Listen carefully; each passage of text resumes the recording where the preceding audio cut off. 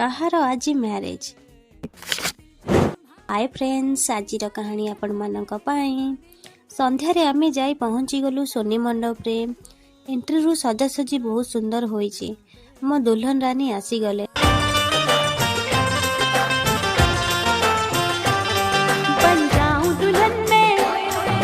ଏଠି ଲୋପା ଜ୍ୟୋତ୍ସ୍ନା ମୋର ଫ୍ରେଣ୍ଡ ଆସିଲେ। ମୁଁ ଗିଫ୍ଟ ଦେଲି ରିଙ୍କୁକୁ। ଅଙ୍କିତା ଲୋପା ଜ୍ୟୋତ୍ସ୍ନା ଗିଫ୍ଟ ଦେବା ସରିଲା। ଫଟୋ ଉଠା ସରିଲା। ଦୁଃଖ ସୁଖ ସରିଲା। ଆସିଗଲୁ ଖାଇବା ପାଇଁ। ସମସ୍ତେ ନିଜ ନିଜ ପ୍ଲେଟ୍ ଧରି ସବୁ ଖାଇବା ଧରି ଆସିଗଲେ ଗୋଟେ ସ୍ଥାନକୁ ଖାଇବାକୁ।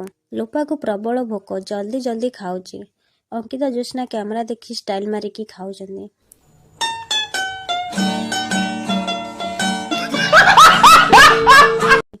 ସମସ୍ତଙ୍କ ଖାଇବା ସରିଲାଣି, ହେଲେ ଏଠି ଏଇ ଦୁଇ ଜଣଙ୍କର ଖାଇବା ଆଜି ସରିବନି। ପାଣି ଆଣି ଲୋପା ପିଇ ମୋତେ ଦେଲା। ବାହାଘରକୁ ଆସିଛନ୍ତି, ଗୁପଚୁପ୍ ନ ଖାଇଲେ ହେବ ନା। ପୁଣି ମାଗଣା ଗୁପଚୁପ୍। ସମସ୍ତେ ଖାଇ ଦେଇ ଆସିଲୁ। ଜ୍ୟୋତ୍ସ୍ନା, ଅଙ୍କିତା, ମୁଁ, ଲୋପା ସମସ୍ତେ ଖାଇ ଦେଇ ଆସିଲୁ। ଘରକୁ ବାହାରିଲୁ।